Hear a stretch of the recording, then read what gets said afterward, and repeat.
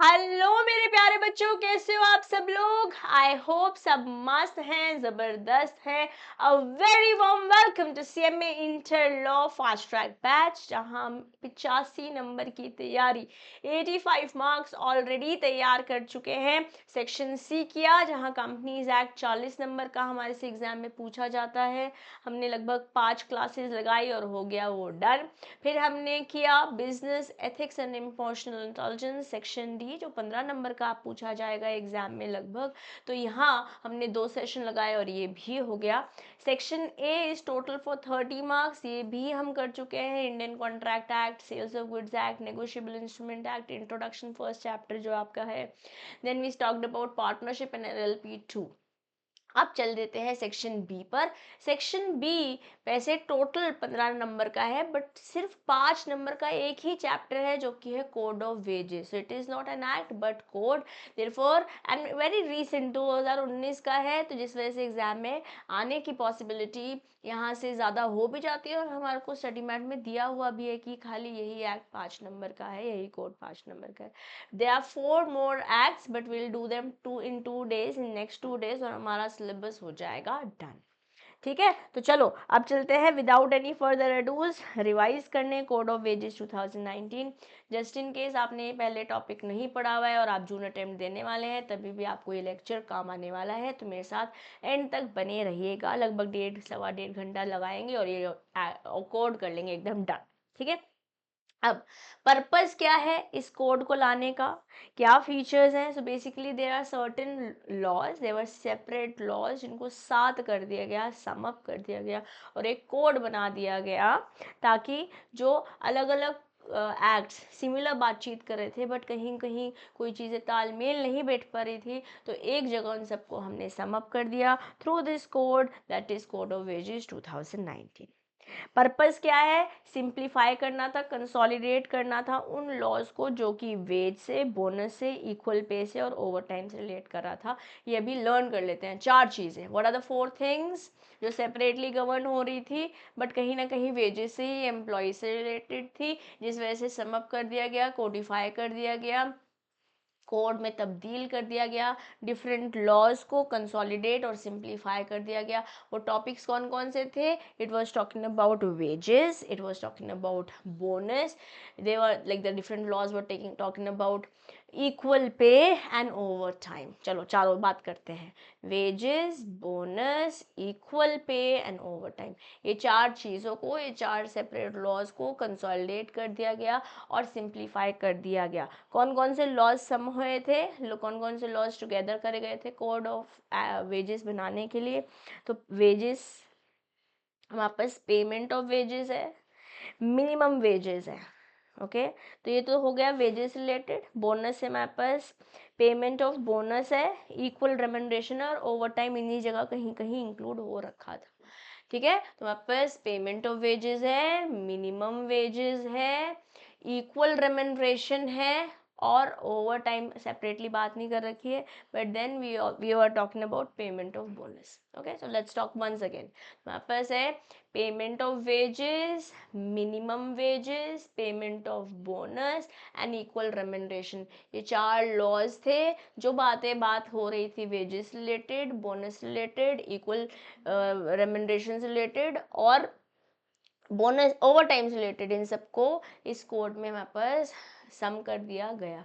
अब ये ईयर्स कैसे याद करने हैं, इसको भी कोशिश कराती हूँ मैं आपको याद कराने की। पहले पेमेंट है, फिर मिनिमम है, फिर पेमेंट है, फिर इक्वल रेम्यूनरेशन है। पेमेंट पहले वेजेस की है, फिर मिनिमम भी वेजेस है, फिर पेमेंट बोनस की है और फिर हमारे पास इक्वल रेम्यूनरेशन है। कैसे ये याद करोगे, लाइन से चल रहा है। पहले 36 है, फिर 48 है, ये 12 नंबर का डिफरेंस आ रहा है। 36, 48, 36 याद करना पड़ेगा, फिर 48 आएंगे, फिर हम चल देंगे 65, यस, और फिर 76। पहले 12 का डिफरेंस है, फिर 11 का डिफरेंस है। ओके, वापस शुरू से शुरू करते हैं।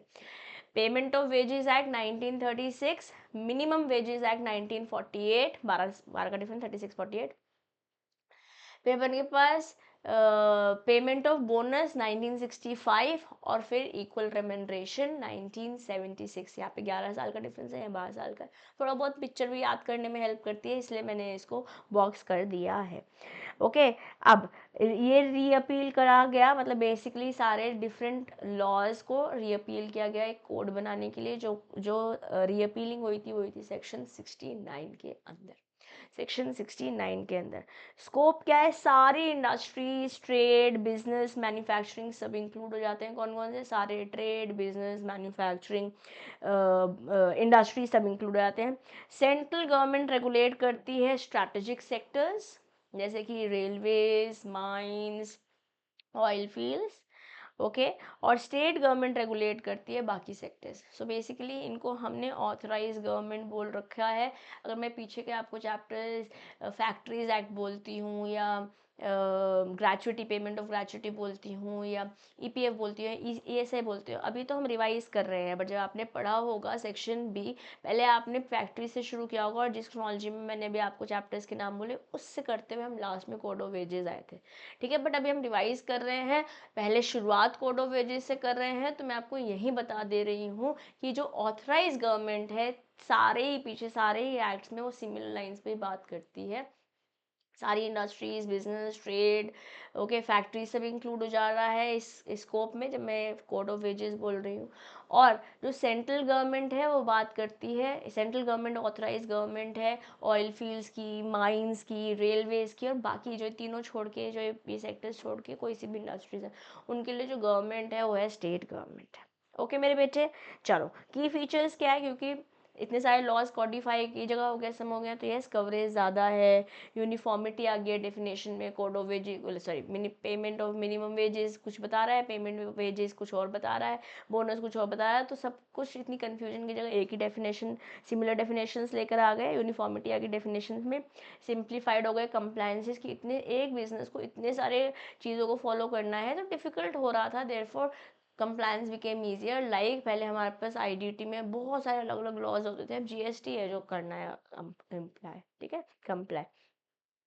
सेंट्रल गवर्नमेंट के पास पावर है कि वो कुछ डिफिकल्टीज हटा सकती है। सेक्शन 68 इसके बारे में बात करता है, up to 3 years। Okay, I hope we are good. जहाँ पे डिफिकल्टीज हो रही थी इनको इम्प्लाई करने की, up to 3 years central government के ऐसे पावर है। अब कुछ और लॉज कोड्स पास करे गए simultaneously when this code of wages came. There were certain other codes that were passed, जो कि code of social security 2020, industrial relation code 2020, occupational safety, health and working conditions code 2020। ये सब 2020 में है, पहले 2019 में बस कोड ऑफ वेजेस है। याद कर लेते हैं, क्योंकि जब आप आंसर लिख रहे होंगे और हम आपको 400-500 वर्ड्स में अपने आंसर को लिखना होगा, तो ये सारी बातें जब आपको पता होगी आप लिख पाएंगे, नंबर्स फेच कर पाएंगे।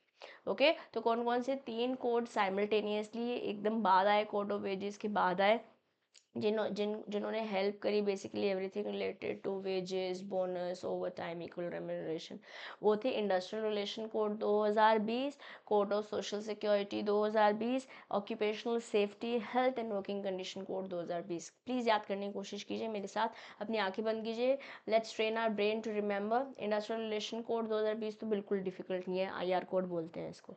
यहाँ पर social security code on social security 2020, इसको भी डिफिकल्ट नहीं है याद करना। फिर बात करते हैं occupational safety, health and conditions code, working conditions code. Okay, क्या है, क्या बोल रहे हैं, लास्ट वाला कैसे याद किया, लास्ट वाला याद किया कि ऑक्यूपेशनल सेफ्टी, जहाँ हम काम कर रहे हैं वहाँ से related safety, health and working conditions की, काम जब कर रहे हैं तो वहाँ वर्किंग कंडीशन से मान लेते हैं कुछ ना, ऐसे पेंट का जैसे काम करते हैं, पेंट की मैन्युफैक्चरिंग में वहाँ पे ऐसे ऐसे फ्यूम्स आते हैं पेंट में जो लंग्स के लिए हार्मफुल हो सकते हैं, तो उसके लिए क्या कर रहे हो आप, उसके लिए सेपरेट कोड है, वो हमारे सिलेबस में नहीं है। सीएस जो बच्चे करते हैं, लॉ जो कर रहे होते हैं, वही सारे एक्ट डिटेल में पढ़ते हैं, but for us this is not in details for now. Okay, आप कुछ डेफिनेशंस है, डेफिनेशंस को याद करना शुरू करते हैं, ठीक है, जो जो याद हो पाए वो बहुत ही बढ़िया बात है। Wages section 2 clause Y, okay, section 2 Y क्या बोल रहा है, वेजेस में क्या क्या इंक्लूड हो जाता है। वेजेस में आपका बेसिक पे, डीएनएस अलाउंस और रिटेनिंग अलाउंस हो जाता है। और आप देखेंगे पूरे सेक्शन बी में डेफिनेशन सिमिलर है वेजेस की। क्या क्या इंक्लूड हो जाता है मेरे बेटे, आपका बेसिक हो जाता है, डीए हो जाता है, और कोई भी रेमिटेंस अलाउंस वो आ जाते हैं, वो इंक्लूड हो जाते हैं। क्या इंक्लूड नहीं होता है, बोनस इंक्लूड नहीं होता है, value of housing water include नहीं होता है, एम्प्लॉयर का पीएफ कंट्रीब्यूशन इंक्लूड नहीं हो रहा है कोड ऑफ वेजेस में, मतलब वेजेस जब कैलकुलेट कर रहे हैं। कन्वेंस अलाउंस नहीं होगा, रीएम्बर्समेंट्स नहीं होंगी, एचआरए नहीं होगा, कोर्ट या ट्राइब्यूनल से कोई अवार्ड आया वो नहीं होगा, ओवर टाइम पेमेंट भी नहीं होगी, कमीशन नहीं होगा, ग्रेचुटी नहीं होगा, रिट्रेंचमेंट है, रिटायरमेंट पे नहीं होगा। देखो सिंपल लॉजिक लगाओ, देखो क्या चीज़ पर कोड ऑफ वेजेस लगने वाला है, जो भी चीज़ एक्स्ट्रा उस पर नहीं, वो नहीं मिलेगा। ऐसे आपने कोई खर्चा करा एज एन एम्प्लॉय, उसके पैसे आपको रिइम्बर्स होकर मिले, क्या ये वेजेस में इंक्लूड होगा? ऑफ कोर्स नहीं होगा। पीएफ पे कोई कंट्रीब्यूशन करी है एम्प्लॉयर ने, क्या वो इंक्लूड होएगा? ऑफ कोर्स नहीं होगा वेजेस में ऐड। ठीक है, कोई बोनस मिला जो कॉन्ट्रैक्ट के अपार्ट है, कॉन्ट्रैक्चुअल है, वो इंक्लूड हो जाएगा। ठीक है, बट कोई कॉन्ट्रैक्ट के अलावा कोई बोनस मिला है वो वेजेस में ऐड नहीं होगा। किसी भी तरीके का हाउसिंग वाटर की वैल्यू आपको मिल रही है, वो पैसे ऐड नहीं होंगे वेजेस में। ठीक है, तो ये रहे, I hope it is clear. Okay, important provision क्या है, जैसे ए है, ये बी है, फिर ऐसे अपन के पास सी डी यहाँ तक आई है। ओके, इफ एक्सक्लूजन ए से आई तक जो आप टोटल करते हो, it is more than 50% the remuneration. Okay, तो एक्सेस को आप वेजेस जैसे ऐड कर लोगे। इसका एग्जांपल क्या है, जैसे मान लेते हैं वेजेस जो है वो 2 लाख रुपए की है। ओके, अब 50% of 2 lakh is 1 lakh, 50% of 2 lakh is 1 lakh. But जब मैं ए से लेकर आई तक ऐड कर रही हूँ, जो आपको एज एन एम्प्लॉय मिला है वो है 1,20,000 रुपये। अब ये है 1 लाख, ये है 20,000, तो जो एक्स्ट्रा 20,000 रुपये हैं वो ऐड हो जाएंगे। This is what is an important provision under the wages when I am talking about code of wages. Am I clear? Very important. हो सकता है यहाँ से केस बेस कोई क्वेश्चन पूछ लिया जाए। अगर मैं आपका पेपर बना रही होती तो मैं ऐसा क्वेश्चन ज़रूर पूछने की कोशिश करती, क्योंकि यहाँ से मुझे बेसिक डेफिनेशन का आप क्या क्लैरिटी पता चल जाती। समझ में आया? चलो आगे बात करते हैं। For equal wage and wage payment calculation some exclusion like HRA and over time shall be included. तो जब आप ओवर इक्वल पे रेम्यूनरेशन के बारे में बात कर रहे हैं, जो कि 1976 वाला लॉ था, वो भी इंक्लूड कर दिया था कोड में। बट जब आप सो बेसिकली क्योंकि कोड में वो भी इंक्लूडेड है, और जब भी मैं इक्वल वेज और वेज पेमेंट कैलकुलेशन को के बारे में बात कर रही हूँ, तो इसमें ये तीनों तो है ही, बेसिक पे, डीएनएस और रेमिटेंस अलाउंस, बस उसी के साथ साथ एचआरए और ओवर टाइम को भी इंक्लूड कर लेंगे। जैसे हमने यहाँ पे एचआरए को तो एक्सक्लूड कर रखा है ना, ओवर टाइम को हमने यहाँ पे एक्सक्लूड कर रखा है। बट जब भी बातचीत इक्वल पेमेंट की और उससे रिलेटेड कैलकुलेशन की हो रही है, तो इस दोनों को बेसिक, डीए और रेमिटेंस अलाउंस के साथ ऐड कर दिए जाएंगे। कौन दो? HRA and over time. Okay, I hope wages की डेफिनेशन क्लियर है। अब बात करते हैं बेसिक वेजेस। तो वेजेस और बेसिक वेजेस डिफरेंट डेफिनेशंस दी हुई हैं, ध्यान से मेरी बात को सुनेंगे। ईपीएफ एक्ट 1952 में सेक्शन 2 बी में हमको बेसिक वेजेस की डेफिनेशन जो दे रखी है, और ये हमारे सिलेबस में EPF is there, very much there in our syllabus. जो यूनिट 6 7 8 9 यूनिट 9 में हमारे सिलेबस में है। मैं इसके बारे में बात करूँगी नेक्स्ट टू नेक्स्ट सेशन में। एएसआई और ईपीएफ दोनों साथ में रिवाइज कराऊंगी। ठीक है, वहाँ पे भी हम सेम ही डेफिनेशन देखेंगे। बट अभी पढ़ रहे हैं, शुरुआत यहाँ से कर रहे हैं, बिल्कुल पढ़ेंगे। और हर बार मुझे लगता है कोई चीज़ अगर रिपीट हो रही है तो हमें डेफिनेटली पढ़ना चाहिए, because there is very high possibility when something is repeated in our study mat, वो एग्जाम में पूछा जा सकता है। ठीक है, बेसिक वेजेस क्या है? जो एम्यूलमेंट्स आपने अर्न करे हैं ड्यूटी के समय पर, छुट्टी पर वे जो पैसे मिले, मतलब पेड लीव बोल सकते हैं इसको, या हॉलीडेज जो आपने ली उस पर ही पैसे मिल रहे हैं, पे या तो पे कर चुके हैं या पेएबल है इन कैश, ये सब बेसिक में आ जाता है। बट क्या इंक्लूड नहीं होता है? अगर कोई फूड कंसेशन वैल्यू आपको मिल रखी है, डीए है, एचआरए है, ओवर टाइम है, बोनस है, प्रेजेंस फ्रॉम एम्प्लॉय, किसी तरह गिफ्ट है, वो इंक्लूड नहीं होगा। तो basically when I am talking about basic wages, तो इसमें डीए नहीं ऐड होता है। अगर आपने ऊपर देखा था वहाँ डी ऐड हो रहा है, बट ये डेफिनेशन रिवाइज होगी। मैं थोड़ी देर में इसकी रिवाइज डेफिनेशन दिखा रही हूँ। बेसिक वेजेस से ही वेजेस हम पहुँचे हैं। ओके। सुप्रीम कोर्ट की रूलिंग आई, यूनिवर्सल यूनिफॉर्म नेसेसरी अलाउंसेस को इंक्लूड कर लिया जाएगा। जो सिलेक्टिव है, परफॉर्मेंस लिंक्ड है कि इतने से मतलब इतने लेट्स से 10,000 आपकी फिक्स है, इसके ऊपर वाला बोनस है, बट जैसे जैसे काम करोगे इतना स्लैब करोगे इतना परसेंट मिलेगा, इतना स्लैब करोगे इतना परसेंट। तो ये सब जो एक्सक्लूड हो जाएगा, जो कॉन्ट्रैक्ट में वो इंक्लूड हो जाएगा। ये सुप्रीम कोर्ट की रूलिंग आई थी, जिसकी वजह से नई डेफिनेशन हमारे पास वेजेस की आ गई। और अब यही वेजेस की डेफिनेशन जो मैंने आपको बताया, बेसिक डीए रेमिटेंस इंक्लूड हो जाता है, ए से लेके आई तक एक्सक्लूड हो जाता है। और ए से आई तक सॉरी ए से लेके एक्चुअली होता तो आई जी ए आई जे के होता तो जे तक है, बट आई तक जो है, ए से लेके आई तक टोटल करते हैं और 50% ऑफ बेसिक से अगर ये ज़्यादा हो रहा है तो जो भी ज़्यादा हो रहा है वो हम ऐड कर देते हैं कोड ऑफ वेजेस के वेजेस कैलकुलेशन पर्पज़ के लिए। ठीक है, तो इसे 2 से 3 बारी पढ़ेंगे आपको हो जाएगा। यूनिफॉर्मिटी जब ये आया तो यूनिफॉर्मिटी हो गई, कैलकुलेशन जब पीएफ ग्रेचुइटी जो भी कर रहे हैं based on 50% of total remuneration. I hope this is good. पहले बेसिक वेजेस में डीए इंक्लूड नहीं हो रहा था, बट सुप्रीम कोर्ट की रूलिंग आई और फिर से हमारे पास एक क्लैरिटी आ गई वेजेस हमारे को। I hope is clear. Section 2B में हमको बेसिक वेजेस बताया, वो याद नहीं करेंगे तो चलेगा, बट जो वेजेस की डेफिनेशन है वो 2Y में है, तो उसको आप लिखना चाहे अपनी नोटबुक में तो लिख सकते हैं। Now let's talk about employee 2K 2Y 2K 2K में एम्प्लॉय बता रखा है। एम्प्लॉय कौन है? एम्प्लॉय वो बंदा है, वो पर्सन है जो कि एम्प्लॉयड है अपनी स्किल्स के लिए, सेमी स्किल्स के लिए, अनस्किल्ड वर्क भी आ जाता है। Manual operational supervisory work, managerial administrative technical work और क्लरिकल वर्क, ये सारे वर्क एम्प्लॉय जो काम कर रहे हैं वो मतलब वो बंदा जो काम कर रहा है वो एम्प्लॉय की डेफिनेशन में आ जाएगा। कौन? चाहे स्किल्ड हो, चाहे सेमी स्किल्ड हो, चाहे अनस्किल्ड हो, चाहे मैनुअल हो, चाहे टेक्निकल हो, चाहे मैनुअल हो, चाहे ऑपरेशनल हो, चाहे सुपरवाइजरी हो, चाहे मैनेजरियल हो, चाहे एडमिनिस्ट्रेटिव हो, चाहे टेक्निकल हो, चाहे क्लरिकल वर्क हो। आग बंद करो, मेरे साथ बोलो कौन कौन सी सेकंड सेक्शन 2K में कौन आ गया एम्प्लॉय? वो बंदा, वो पर्सन जो या तो स्किल्ड या सेमी स्किल्ड या अनस्किल्ड वर्क कर रहा है, मैनेजमेंट एडमिनिस्ट्रेटिव या टेक्निकल वर्क कर रहा है, ऑपरेशनल मैनुअल या सुपरवाइजरी वर्क कर रहा है, या क्लरिकल वर्क कर रहा है, ये सब लोग इंक्लूड हो जाते हैं। And when you are basically that person who is doing any of these will be considered as employee as per section 2K।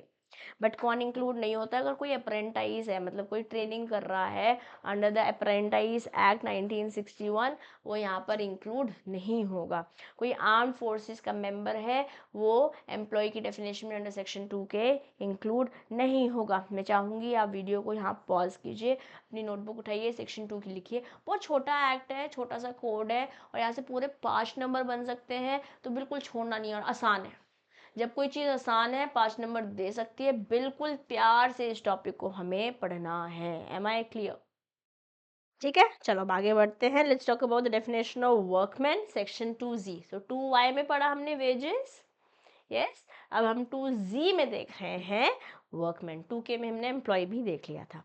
Workman refer करता है कोई भी एक ऐसा बंदा, any person except apprentice employed in industry जो कि manual, unskilled, skilled, technical, operational, clerical या सुपरवाइजरी वर्क कर रहा है फॉर हायर और रिवॉर्ड। मतलब कोई बेसिकली दिहाड़ी पे कर रहा है या ठेके पे कर रहा है, इस तरीके से समझ सकते हैं। इंक्लूड करते हैं working journalist, sales promotion employees, dismissed और terminated employees related to an industrial dispute. But exclude करता है कोई भी बंदा जो आर्म फोर्सेस से, बेसिकली आर्मी, नेवी या एयरफोर्स से है, पुलिस या प्रिजन सर्विस एम्प्लॉय से है, मैनेजरियल और या फिर एडमिनिस्ट्रेटिव पर्सन है, या फिर सुपरवाइजरी रोल में है जो 15,000 रुपये प्रति महीने से ज़्यादा कमा रहा है, ये एक्सक्लूड हो जाता है। याद करें, चलो मिलके याद करते हैं। वर्कमैन कौन है? सेक्शन 2Z में बता रखा है। वर्कमैन वो बंदा है जो हमने पूछे पूरी डेफिनेशन पढ़ा था ना, चाहे स्किल्ड है, अनस्किल्ड है, ऑपरेशनल है, मैनुअल है, टेक्निकल है, एडमिनिस्ट्रेटिव है, मैनेजमेंट है, वो सारी बातचीत लिखी। क्या इंक्लूड होता है, क्या इंक्लूड नहीं होता है? जो इंक्लूड होता है वो होता है working journalist, sales promotion employees, और ऐसे लोग जो जिनको निकाल दिया गया है, जिनको जाने के लिए कह दिया गया है because of industrial disputes, dismiss कर दिया गया, टर्मिनेट कर दिया गया है। बट कौन इंक्लूड नहीं होते हैं, वो हैं आर्मी, नेवी और एयरफोर्स वाले लोग नहीं होते हैं, पुलिस वाले लोग नहीं होते हैं, मैनेजरियल और एडमिनिस्ट्रेटिव नहीं होते हैं। मैनेजरियल और एडमिनिस्ट्रेटिव तो होते ही नहीं है, देखो ये मैनेजरियल और एडमिनिस्ट्रेटिव तो होते ही नहीं है। सुपरवाइजरी भी नहीं होंगे अगर 15,000 रुपये से ज़्यादा आप कमा रहे हैं तो। ठीक है, चलो अब ओवरव्यू समझते हैं। कुछ की प्रोविजंस अंडर दैट, डेफिनेशंस हो गई। अब बात करते हैं कुछ की प्रोविजंस की। ऑब्जेक्टिव क्या है? जेंडर बेस्ड डिस्क्रिमिनेशन, कि बॉय को इतना देंगे, गर्ल को इतना देंगे। और ऐसा भी अलाउड नहीं है कि मान लेते हैं बॉय को 1000 दे रहे हैं और गर्ल को 800 दे रहे हैं, ये तो अलाउड है ही नहीं। बट बिकॉज इक्वल करना है तो चलो बॉय को भी 800 दे देते हैं, that's also not allowed. AIIMS for equal pay for equal work, eliminating gender based discrimination. Section 3 बोलता है प्रोहिबिशन ऑफ जेंडर डिस्क्रिमिनेशन, कोई भी डिस्क्रिमिनेशन नहीं होना चाहिए on gender for the same और similar work. Prohibition discrimination and wage reduction, employer क्या नहीं कर सकता, ना तो लो कर सकता है wages to comply with non discrimination. जैसे मैंने आपको एग्जांपल दिया कि मेन का भी वुमेन के साथ मैच करने के लिए तो कम कर लेते हैं क्योंकि इक्वल रेमुनरेशन करनी है। ना ही डिस्क्रिमिनेट कर सकता है during recruitment unless legally required, कहीं बोल रखा है नहीं वुमेन ही करनी है, कहीं बोल रखा है मैन ही करना है, तो ऑफकोर्स वो फॉलो करेंगे, अदरवाइज यू कैन नॉट। तो सेक्शन 3 का प्रोविजन इंपॉर्टेंट है, प्रोहिबिशंस भी हमारे लिए इंपॉर्टेंट है। ठीक है ना। सेक्शन 6 क्या बोलता है? स्टडी मैट पे इस पे आ रखा है क्वेश्चन, हमारे लिए इंपॉर्टेंट है इसलिए मैंने हार्ड भी कर रखा है। और क्लास में जो बच्चे मेरे साथ पढ़े हैं इसलिए ये सब कुछ मांग रहे हैं, इसलिए क्योंकि हमने क्लास में कोड ऑफ वेजेस जब किया था वहाँ पे इसी तरीके से रिवाइज किया था। ठीक है, government sets minimum wages based on time और वार्स, कितना आप समय दे रहे हैं, आर्ली हो सकता है, डेली हो सकता है, मंथली हो सकता है। पीस पेज भी हो सकता है कि एक काम को करने के मतलब लेट्स से पर पीस पेमेंट दे रहे हैं, बट वो पर पीस जो है वो टाइम जैसा होना चाहिए। पता चल रहा है पर पीस के पैसे तो दे रहे हैं बट वो टाइम से बहुत ही कम दे रहे हो, that should also not happen. Okay, factors किस किस पे डिपेंड करेगा, कैसे मिनिमम वेजेस कैसे फिक्स होंगे? टाइम वाला भी हो सकता है, पीस वाला भी हो सकता है, बट पीस वाला एटलीस्ट टाइम इक्वलेंट तो होना पड़ेगा। क्या क्या फैक्टर्स पे डिपेंड करेगा मिनिमम वेजेस? स्किल्स पे, लोकेशन पे, कंडीशन पे, इन तीनों पे ये फैक्टर्स इंपॉर्टेंट है। यहाँ से प्रीवियस ईयर्स में तो क्वेश्चन पर्टिकुलरली मैंने नहीं देखा है बट स्टडी मैट में क्वेश्चन आया हुआ है। तो सेक्शन 3 देखा, सेक्शन 6 देखा, अब सेक्शन 7 देखने चल रहे हैं। सेक्शन 7 बात करता है क्या कंपोनेंट्स है मिनिमम वेजेस के। जो बेसिक रेट तो है, कॉस्ट ऑफ लिविंग इसमें इंक्लूड कर देंगे, बेसिक प्लस अलाउंस इंक्लूड कर देंगे, और किसी भी तरीके के इंक्लूसिव वेजेस हैं वो भी इंक्लूड हो सकते हैं। Okay, these are the components of minimum wages. क्या बोल रहे हैं? जो आपके बेसिक है पे वो तो बेसिक रेट तो आएगा ही, उसी के साथ जो लिविंग का कॉस्ट है वो ऐड कर देंगे। बेसिक के साथ आपके अलाउंसेस हो सकते हैं या कोई भी इंक्लूसिव वेज वो इसमें इंक्लूड हो सकती है। सेक्शन 8 बात करता है वेज फिक्सेशन प्रोसीजर, कैसे वेज फिक्स करते हो। गवर्नमेंट अपॉइंट करती है कमेटी या फिर इनवाइट कर सकती है स्टेक होल्डर्स का feedback to fix remuneration. Okay, और हर 5 साल बाद रिव्यू होता है, ये अपने आप में एक इम्पॉर्टेंट डेटा है, यहाँ से एग्जाम में क्वेश्चन पूछा जा सकता है। इस तरीके से वेज फिक्स होती है, तो उसे गवर्नमेंट अपॉइंट कर देती है कमेटी या फिर स्टेक होल्डर्स फीडबैक देते हैं। फ्लोर वेज मतलब minimum, central government floor wage decide कर देगी, इंश्योर कि इससे नीचे तो किसी को भी पैसे मिलने नहीं चाहिए। कंसल्टेशन हो सकता है कि रिक्वायर्ड हो विद एडवाइजरी बोर्ड जब सेंट्रल गवर्नमेंट फिक्स कर रही है। शॉर्ट वर्क डेज के लिए कैसे वेजेस आएंगी? एम्प्लॉय जो नॉर्मल दिन से कम काम कर रहे हैं वो पूरे वेजेस लेंगे, अनलेस वो अनविलिंग है कि भाई मैं तो काम ही नहीं करना चाहता हूँ, मैं छुट्टी करना चाहता हूँ। अब ऐसे तो फिर तो पैसे कैसे मिलेंगे ना। Okay, multiple type work type, employees जो कि डिफरेंट काम कर रहे हैं with varying rates get paid पर the rate applicable to each. Let's say एक दिन में 4 घंटे एक काम को दे रखे हैं, 2 घंटे एक काम को दे रखा है, 1 घंटा एक काम को दे रखा है, आधा घंटा एक काम को दे रखा है, तो जैसे जैसे काम कर रहे हैं उसका जो मिनिमम वेज है उसके अकॉर्डिंग पेमेंट मिल जाएगी। ठीक है, piece wage rate for piece wage workers, wages must meet और exceed the time based minimum wage. हमने पीछे भी देखा है, तो हमने सेक्शन 3 देखा, 6 देखा, 7 देखा, 8 देखा, 9 देखा, 10 देखा, 11 देखा, 12 देखा। सेक्शंस कहीं ना कहीं इंपॉर्टेंट है, ये टेबल आपके लिए इंपॉर्टेंट डेफिनेटली है। ये टेबल अगर आपके पास नोट्स है, नथिंग लाइक इट, जो आप वेबसाइट से ले सकते हैं। डिस्क्रिप्शन बॉक्स में मैंने वेबसाइट की लिंक दी हुई है। Just for 99 rupees this is the offer available for the June 2025 students. Okay, अगर आप आपने नोट्स नहीं लिए हैं, आप ये नोट्स ले सकते हैं, खुद भी बना सकते हैं। ओके, सारे चैप्टर्स ऐसे 99 मिल रहे हैं, but if you want to write it you can write it also, because it is going to be definitely beneficial for your upcoming examination. Okay, चलो आगे बात करते हैं working hours rest normal working days में। Study mat पे इस पर question आ रखा है, डिटेल्ड क्वेश्चन आया हुआ है, तो ऑफ कोर्स इंपॉर्टेंट टॉपिक है, इसलिए मैंने हार्ड भी मार्क किया हुआ है। गवर्नमेंट अथॉरिटी फिक्स करती है कि वर्किंग आवर पर डे कितना है, inclusive of breaks. Okay, weekly rest days कौन कौन से हैं, ओवर टाइम पेमेंट कैसे होने वाली है, एक्सेप्शंस क्या हैं, allowed with conditions, emergency work है, कोई प्रेपरेटरी या कॉम्प्लीमेंट्री वर्क है बियॉन्ड नॉर्मल आवर्स, मतलब नॉर्मल काम करने से पहले कुछ प्रिपरेशन होनी है वो, इंटरमीडिएट जॉब्स या job influence by natural forces, जैसे कुछ कलामिटी आ गई इस वजह से आपको काम करना पड़ रहा है, या दैट इज़ एक्सक्लूडेड। बाकी गवर्नमेंट अथॉरिटीज़ फिक्स करती हैं क्या क्या, कि एक दिन में कितना काम करना है, inclusive of rest intervals, weekly कितना काम होने वाला है, और ओवर टाइम की पेमेंट भी। और जैसे मान लेते हैं ओवर टाइम काम किया तो फिर उसकी कंपनसेटरी ऑफ कैसे मिलने वाला है। ठीक है, अब इंटरमीडिएट एम्प्लॉयज़ कौन से होते हैं, जो जॉब्स जहाँ पे लॉन्ग आइडल पीरियड्स होते हैं, मतलब 3 महीने काम किया अब 6 महीने छुट्टी है, like that. Okay, with where continuous work is in required, उसे बोलते हैं इंटरमीडिएट एम्प्लॉयमेंट। ठीक है मेरे प्यारे बच्चों, I hope we are good with working hours and rest normal working days. Exam में क्वेश्चन आता है, ऑफ कोर्स हमें डिटेलिंग्स लिखनी है, बट ये की वर्ड्स लिखेंगे तभी नंबर मिलेंगे। तो क्या क्या इंक्लूड होता है, क्या क्या एक्सक्लूड होता है, इंटरमीडिएट वर्किंग कैसा रहता है, ये सारी बातचीत प्रॉपरली लिख कर आएंगे तभी नंबर मिलेंगे। ठीक मेरे प्यारे बच्चों, now let's get going with wages for over time work. ध्यान से, प्यार से, सिंपल सा एमसीक्यू यहाँ से पूछा जा सकता है। ओवर टाइम वर्क क्या है, ओवर टाइम वर्क जब नॉर्मल आवर से ज़्यादा आप काम कर रहे हैं वही ओवर टाइम है, और ओवर टाइम के लिए जो भी नॉर्मल टाइम का रेट है उसका 2x देना है। जैसे नॉर्मल टाइम का 500 है तो 1000 देना होगा।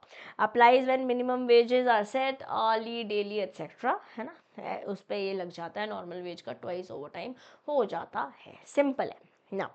कैसे पेमेंट होती है, पेमेंट ऑफ वेजेस कैसे हो सकती है, कैश हो सकता है, करेंसी कॉइन्स में, करेंसी नोट्स में, चेक भी हो सकता है, बैंक ट्रांसफर हो सकता है, एम्प्लॉय के बैंक अकाउंट में ट्रांसफर कर दो, इलेक्ट्रॉनिक ट्रांसफर्स भी अलाउड है जो ऑथराइज, जैसे UPI etcetera.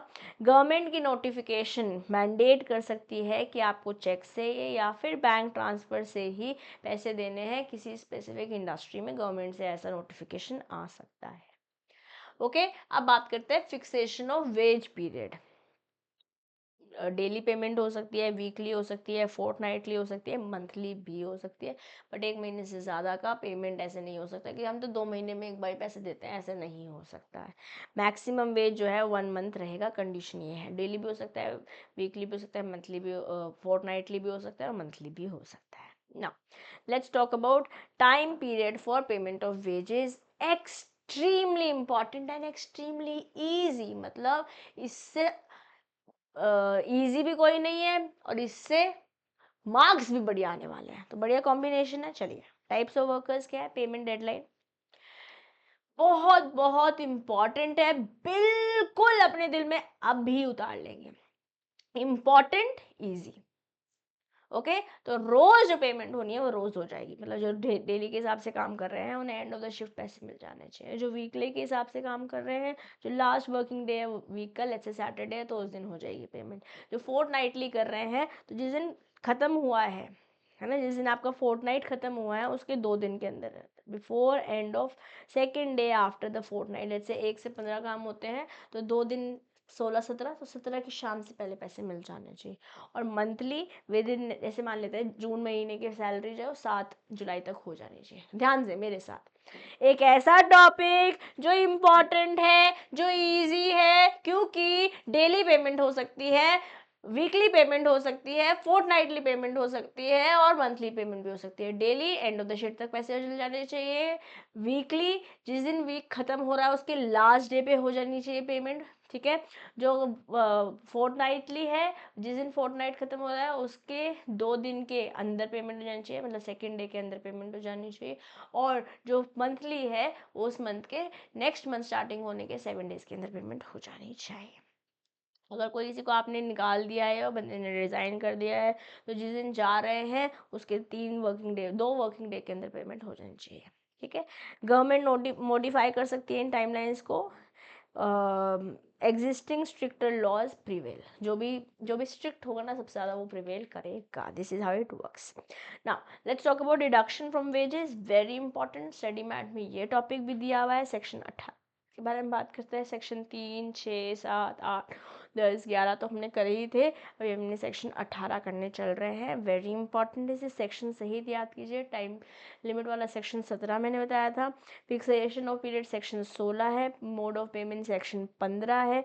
Wages of over time section 14 है। लाइन से सेक्शन चला रही हूँ, है ना। 12 तक हमने पढ़ा था, 13 नहीं पढ़ा है, बट 14 पढ़ा है, 15 पढ़ा है, 16 पढ़ा है, 17 पढ़ा है, अब 18 पढ़ने चल रहे हैं, ठीक है। चलो एक गिलास पानी पी लो सब बच्चे, पानी पीना जरूरी है। We have to stay hydrated, exam आ रहे हैं। एग्जाम नहीं भी आ रहे हैं, पानी तो पियेंगे ना, है कि नहीं। ओके, सेक्शन 18 बात करता है डिडक्शन फ्रॉम वेजेस। कोई डिडक्शन अलाउड नहीं है अनलेस है प्रोविजन, ध्यान से। अगर कोड ऑथराइज कर रहा है तो आप काट सकते हो। एम्प्लॉय पेमेंट टू एम्प्लॉयर और agent treated as wage deduction but not a deduction if proper procedure is followed। मैं एम्प्लॉयर और आप एम्प्लॉय हो, मैंने आपको कुछ पैसे देने हैं बट मैं उसमें से कुछ काट के दे रही हूँ तो उसे डिडक्शन बोलेंगे। बट डिडक्शन कब नहीं बोलेंगे? अगर कोई increment, let's say April onward मेरा इंक्रीमेंट होना था, बट बता दिया गया कि अप्रैल और मई में नहीं दे पाएंगे हम इंक्रीमेंट वाले पैसे, जून में जून का इंक्रीमेंट भी देंगे, अप्रैल और मई का इंक्रीमेंट देंगे, तो अरियर्स दे देंगे। तो बेसिकली ये डिडक्शन नहीं होगा। Withholding increment is not deduction, withholding promotion is not deduction. Reduction to lower post और टाइम स्केल, लेट्स से आपका डिमोशन हो गया है, पनिशमेंट जॉब दे दी है कोई, पहले आपकी सैलरी 1 लाख थी अब 90,000 कर दिया, तो अब ये जो लोअर स्केल हुई है ये डिडक्शन नहीं है। अगर सस्पेंड ही कर दिया सर्विस से तो भी डिडक्शन नहीं है। सेक्शन 18 इसके बारे में बात कर रहा है। Only authorize and procedure actions are allowed. इतना सिंपल, मतलब आप बोल रहे हो अच्छा मैम ऐसे क्वेश्चंस बने हुए, हाँ बेटे स्टडी मैट में पूछे हुए तो एग्जाम में तो पूछे ही जा सकते हैं। तो परमिटेड डिडक्शंस कौन सा है? फाइन लगा हुआ है, बट उसके बारे में बताना पड़ेगा। ऐसे नहीं आप अचानक से मैंने फाइन काट लिया, ऐसे कोई नए नए फाइन नहीं काट सकते, ठीक है। फाइन्स के लिए पैसे काटे जा सकते, डिडक्शन हो सकते हैं। सेक्शन 18 बोल रहा है आप आए नहीं, आए थे भग गए, एब्सेंट हो बेसिकली ड्यूटी से, आपने कोई डैमेज है, आपकी वजह से कोई लॉस हुआ है, आपको घर दे रखा है, उसके पैसे कॉन्ट्रैक्ट में से मेंशन करते हैं कि हाउस अकोमोडेशन के हमको 3,000 रुपये कट करेंगे, ओके फाइन है। कोई एम्यूनिटीज या सर्विसेज दे रखी है इसी तरीके से, कोई एडवांसेज या ओवर पेमेंट्स रखे हैं तो ये भी डिडक्ट करे जा सकते हैं। सेक्शन 18 के अंदर ये अलाउड है। ध्यान से, जब डैमेज और लॉस बोल रहा है, कोई कस्टडी गुड है, कोई मनी है जो एम्प्लॉय की गलती की वजह से हो गया है खराब, लैपटॉप दे रखा था आपने तोड़ दिया, कुछ कर दिया, तो ऐसे कट सकते हैं उसको। House accommodation provided by employer और government authority, amenities only if government approved, but जितना एक्चुअल वैल्यू उतना ही ले सकते हो। पता चल रहा है बाजार से मैं लेने जाता हूँ मुझे 3,000 मिल जाता है, मैं से 5,000 ले रही हूँ, that should also not happen. Advances, कोई ट्रैवल, कोई कन्वेंस, कोई वेज ओवर पेमेंट रिकवरी है तो वो डिडक्शंस में अलाउड है। ये हमने ऊपर देखा, इनको भी हमने एक्सप्लेन भी कर दिया है, बहुत सिंपल सा टॉपिक है ना। अदर डिडक्शन जो अलाउड है, लोन्स, कोई लोन्स दिए है हाउस बनाने के लिए, कोई और भी हो सकता है, बट विद इंटरेस्ट कोई पेमेंट है तो काटी जा सकती है। कोई स्टैट्यूटरी डिडक्शन जैसे ग्रेचुइटी के पैसे डाल काट रहे हैं या पीएफ के कट रहे हैं, समथिंग ओके, कोर्ट की तरफ से ऑर्डर आया है, कोई टीडीएस कट रहा है वैसे। Social security contribution, cooperative society payment subject to government conditions of course. Trade union की कोई ड्यूज है बट यहाँ पे रिटन कंसेंट लेना पड़ेगा ट्रेड यूनियन एक्ट 1926 के अंदर, और ये इंपॉर्टेंट बात है, अगर क्वेश्चन आता है तो ढंग से लिखेंगे इस पॉइंट को, ओके। कोई रेलवे एडमिनिस्ट्रेशन लॉसेज है, ओके, एक्सेप्टेंस ऑफ काउंटरफीटेड और डैमेज करेंसी, कोई फर्जी नोट है वो। Railway admin revenue losses, failure, वैसे मान लेते हैं टीटी से आपने जुगाड़ करके सीट ले लिया और पकड़े गए टीटी पकड़ा गया, टीटी, ओके, उसने इनवॉइस क्यों नहीं काट के दिया? रेलवे के रेवेन्यू में लॉस हुआ ना, काटेंगे तुम्हारी जेब से। अभी अगर आपने रिसेंटली देखा हो तो गंदी बात करी है आपने, टाइम नहीं है आपके पास। चिकित्सालय का ग्राम चिकित्सालय करके एक सीरीज आई है प्राइम पे, एग्जाम देने के बाद देख लेना, इतनी कोई वाव भी नहीं है, ओके, बट टाइम पास है ना, 2-2.5 घंटे की सीरीज है। मेरा रिव्यू, अब आपको मैं अपना रिव्यू दे सकती हूँ ना, okay, that's a disclaimer now. अब ये इस सीरीज में क्या हुआ, 6 लाख रुपए की वैक्सीन गई जो गुम गई एक डॉक्टर से, तो गुम गई तो उसको उसके जेब से कटेंगे, like that, okay. Incorrect rebates और refunds due to employees neglect और डिफॉल्ट, अगर कोई डिफॉल्ट एम्प्लॉय की गलती की वजह से पैसे गड़बड़ हुई है तो वो पैसे काट सकते हैं। इनकरेक्ट रिबेट्स दे दिए हैं आपने, कुछ रिफंड्स दे दिए हैं। वॉलेंट्री कोई कॉन्ट्रीब्यूशन करना चाहता है, जैसे फॉर एग्जाम्पल कोई मेल आया कि एक बंदे के घर में कोई दिक्कत चल रही है या ये डोनेशन जा रही है, आप कुछ कॉन्ट्रीब्यूट करना चाहेंगे क्या? मैंने बोला हाँ, मेरे 500 रुपये काट लेना महीने की सैलरी में से, तो कट सकते हैं, that's an allowed deduction as per section 18। तो सिंपल है, बहुत नॉर्मल सी बात चल रही है, इसको फॉलो करेंगे और ये हो जाएगा डन। यू वांट टू से हाय?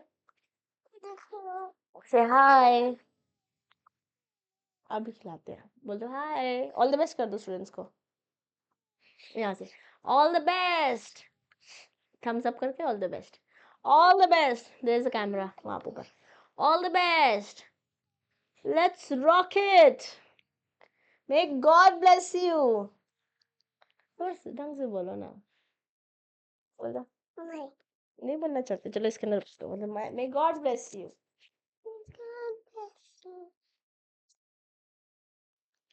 सो गाइस लेट्स कंटिन्यू, चलते हैं आगे। अब बात करते हैं टोटल डिडक्शंस कितनी कर सकते हो। ओके, नॉर्मल लिमिट क्या है? 50% हो सकता है, और वेज पर वेज पीरियड, जैसे मान लेते हैं दिन का हिसाब से कर रहे हो और दिन की दिहाड़ी लेट से 1000 है तो 500 से ज़्यादा नहीं काट पाओगे। अगर आप वीकली कर रहे हो तो उसका 50% ऐसे ही, फोर्टनाइटली कर रहे हो ऐसे ही मंथली कर रहे हो, ओके। अगर डिडक्शन 50% से ज़्यादा है तो excess must be recovered as per prescribed procedure, जैसे कि प्रोसीजर बता रखा है उस प्रोसीजर के अकॉर्डिंग बैलेंस में 50% से ज़्यादा आप रिकवर कर पाओगे।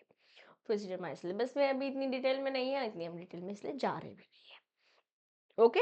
अब यहाँ से क्योंकि एमसीक्यूज पूछे जा सकते हैं इसलिए मैंने ये टॉपिक आपको डिटेल में मार्क भी कराए हैं ना।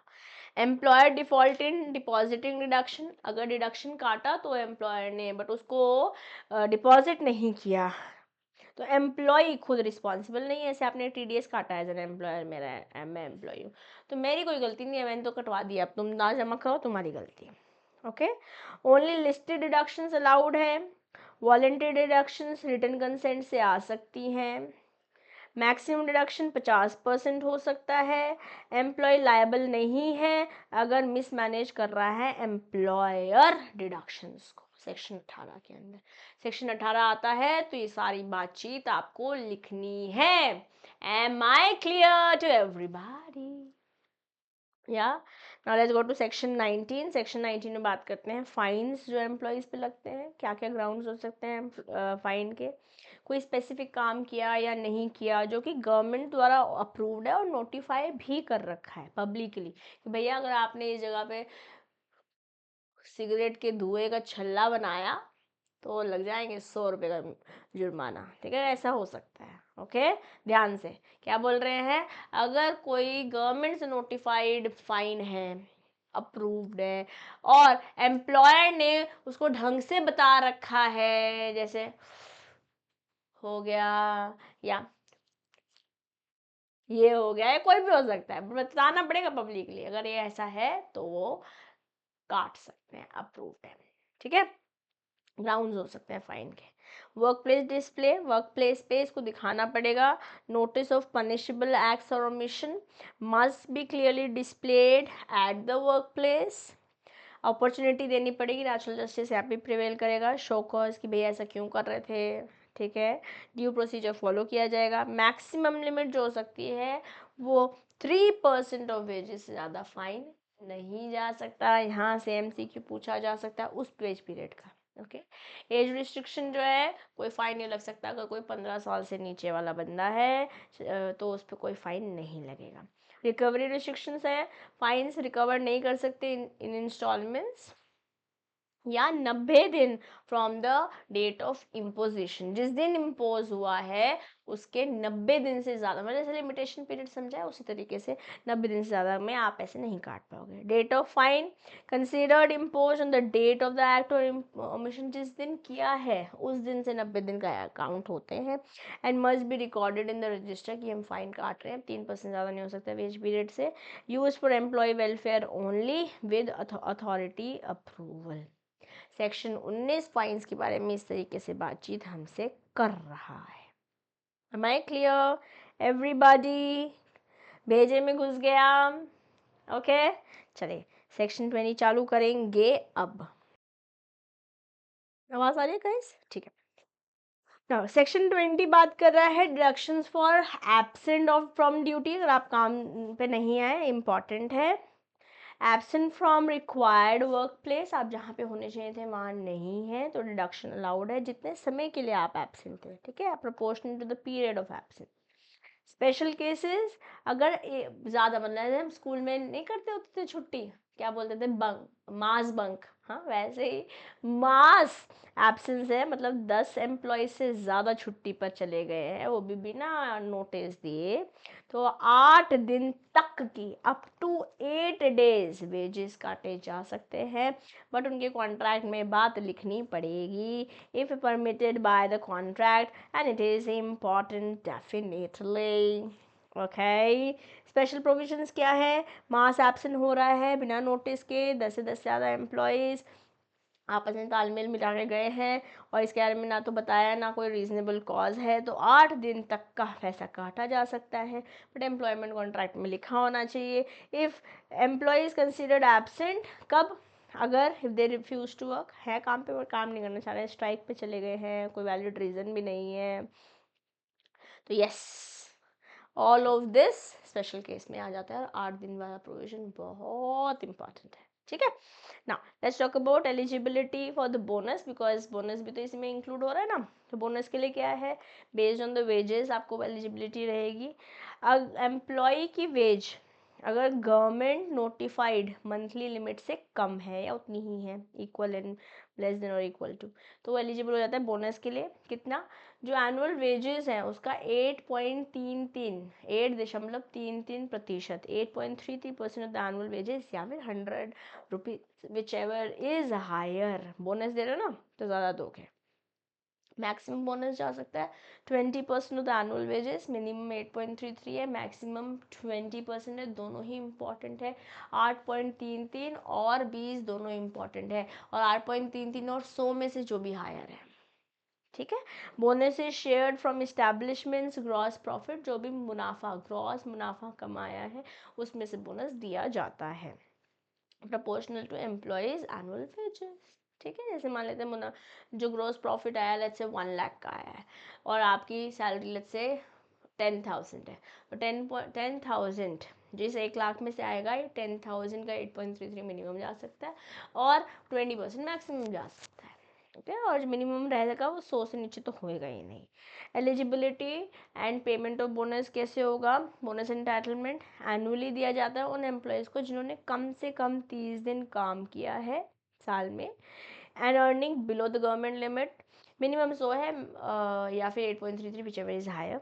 हायर वेजेस एम्प्लॉयज़ के लिए, अगर आपकी लेट्स से लिमिट एक्सीड हो गई है तो bonus is calculated based on the notified limit और मिनिमम वेजेस, इतना नोटिफाइड अमाउंट से ऊपर वाले का नहीं होगा। मान लेते नोटिफाइड 1 लाख है और आप 1,10,000 ले रहे हैं तो 10 पे नहीं, 1 पे ही कैलकुलेट होगा, 8.33 है जो भी कैलकुलेट हो रहा है। एलोकेबल सरप्लस इंपॉर्टेंट है, bonus is paid to the bonus is proportionate, bonus paid in proportion to the wage if surplus exceeds minimum, maximum 20% हो सकता है, तो मैंने ऑलरेडी बता ही दिया आपको। ठीक है, bonus based on productivity, additional bonus can be based on production और प्रोडक्टिविटी अगर अग्रीड है by the employer and employees but maximum 20% हो सकता है, इसके ऊपर नहीं जाएगा। Bonus in initial years very important, very very very important. सिर्फ और सिर्फ मुनाफे से ही देंगे फर्स्ट 5 ईयर्स में, 6th और 7th ईयर में सेक्शन 36 अप्लाइज विद एडजस्टमेंट। कहने का मतलब है 6th ईयर में 5th और 6th का टोटल मैसेज आएगा, 7th में 5, 6, 7 के टोटल मैसेज हो सकता है, ठीक है। 8th year onwards full section 36 apply करेगा। सेक्शन 36 का मैं अभी थोड़ी देर में और डिटेल में बात करूंगी, बट अभी के लिए इसको ऐसे मान लेते हैं। 5th ईयर तक तो सिर्फ मुनाफे में से दोगे, 6, 7 में 5 और 6 का ले लोगे, 7th में 5, 6, 7 का ले लोगे, और फिर 8 ईयर ऑनवर्ड्स तो सारा ही होगा जैसे पूरा 36 बोल रहा है। प्रॉफिट कंडीशन क्या है? प्रॉफिट में आप डेप्रिसिएशन अकाउंट कर लोगे, जैसे कि इनकम टैक्स एक्ट आपको अलाउ करता है, and set of past losses also. Trial runs and prospecting, अगर कोई सेल हुई है ट्रायल रन सेक्टर में, उसे मुनाफे में नहीं ऐड करोगे, are not considered for bonus, okay. Disputes resolve, अगर कोई डिस्प्यूट इस कॉन्टेक्स्ट में आता है वो सरकार रिजॉल्व करती है। न्यू ब्रांचेज और डिपार्टमेंट्स, जो ये प्रोविजन है ना, फर्स्ट 5 ईयर्स, 6, 7 और 8 ईयर ऑनवर्ड्स, जो सेक्शन 36 की हम दुहाई दे रहे हैं, अगर कोई नया ब्रांच है, कोई डिपार्टमेंट खुला है, उसमें भी सेम ही बात अप्लाई होती है बोनस के लिए। Provisions apply to new branches or departments of existing business also. Now this is a statement that can be asked in true false format. ठीक है। Now proportionate reduction in bonus, employ ने अगर सारा दिन काम नहीं किया है, employ didn't work all working days, किसी भी वर्किंग डे काम नहीं किया है, तो मिनिमम वेजेस जो अबव 8.33 है वो रिड्यूस कर ली जाएगी जितने दिन काम नहीं किया है। Key pointers, reduction is based on actual days worked according to the accounting year.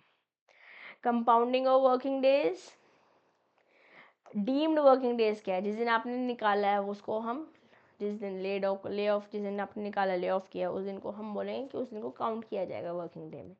Paid leave को काउंट किया जाएगा, काम करते करते कोई एक्सीडेंट हो गया उसको भी काउंट किया जाएगा, मेटर्निटी लीव को भी काउंट किया जाता है डीम्ड वर्किंग डे जब आप कंप्यूट कर रहे हो वर्किंग डे। सेक्शन 28 इसके बारे में बात कर रहा है। डिस्क्वालिफिकेशन फ्रॉम बोनस, अगर आपने फ्रॉड किया है, जानबूझ के लड़ाई झगड़ा किया है वर्क प्लेस के अंदर, चोरी करी है, चकारी करी है, मिस अप्रोप्रिएशन किया है, सैबोटैज करी है, प्रॉपर्टी ख़राब करी है बिजनेस की, यस, या फिर आप सेक्सुअल हैरेसमेंट में कन्विक्ट हो गए हैं, इन सारे केसेस में आपको बोनस नहीं मिलने वाला है। इन सारे केसेस में आपको बोनस नहीं मिलने वाला है। Important, dismissal must be proven for disqualification, कि भाई हमने निकाला है रीजंस डिसमिसल के लिए, जो जिस वजह से बेसिकली बोनस नहीं दे रहे हैं, that has to be proven, okay, yes. चलो लेट्स मूव फॉरवर्ड। सेक्शन 30 बारे में बात करता है, किस बारे में? कैसे ब्रांचेस डिपार्टमेंट्स इस्टेब्लिश हो रहे हैं। अगर मल्टीपल ब्रांचेस हैं, मल्टीपल यूनिट्स हैं, तो उसको एक इस्टेब्लिशमेंट जैसे ही ट्रीट करते हैं जब हम बोनस को कंप्यूट कर रहे हैं। बट एक्सेप्शन क्या है? Separate balance sheet, P&L for her एक ब्रांच यूनिट इज ज़रूरी। दैट ब्रांच और यूनिट दैट इज नो, इसको अलग अलग ट्रीट कर रहे हो उसके लिए सेपरेट बनेगी ना फिर बैलेंस शीट भी फॉर दैट ईयर, ओके। ये इस्टेब्लिशमेंट है। Treated as one unless separate account से, अगर आप सेपरेट अकाउंट नहीं बना रहे हो उस नए डिपार्टमेंट का, नए ब्रांच का, तो फिर उसे आप अलग ट्रीट भी नहीं कर सकते हैं। If treated separately once, that status continues unless merged. अगर मान लेते हैं नया ब्रांच है, इसको हमने एक बार ट्रीट किया अलग जैसे, तो हर बार ये अलग जैसे ट्रीट करेंगे जब तक इसको मर्ज नहीं कर देते।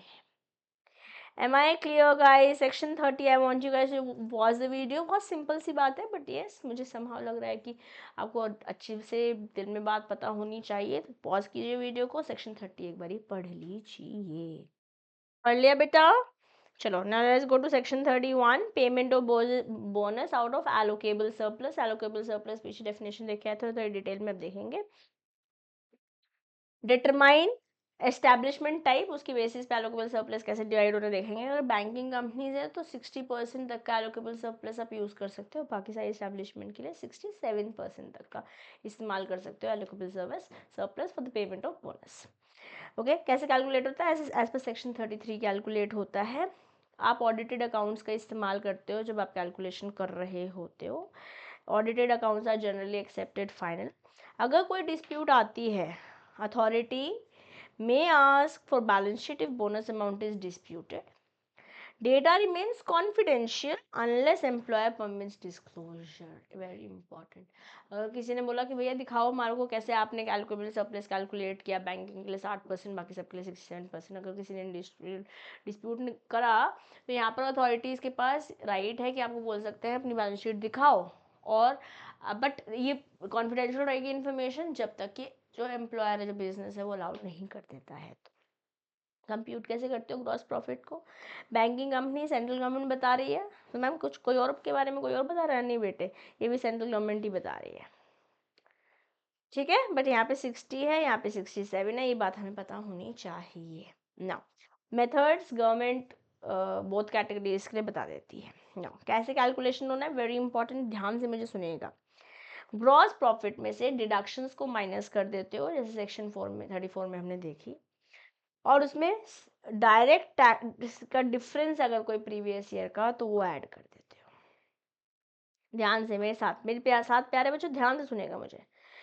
एलोकेबल सरप्लस क्या है? ग्रॉस प्रॉफिट में से डिडक्शंस को माइनस कर देते हो, ऐड कर देते हो वो डायरेक्ट टैक्स, जैसे कि सेक्शन 34 सॉरी डिडक्शंस होती है 34 के हिसाब से, डायरेक्ट टैक्स का डिफरेंस प्रीवियस ईयर का। दोबारा से ध्यान से, एलोकेबल सरप्लस कैसे कैलकुलेट होता है?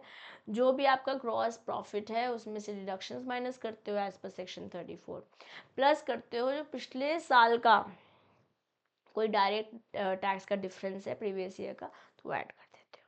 डायरेक्ट टैक्स डिफरेंस कैसे होता है? Direct tax on gross profit before bonus minus direct tax difference after bonus, इनके बीच में कोई डिफरेंस है तो उसे ऐड कर लोगे, ठीक है।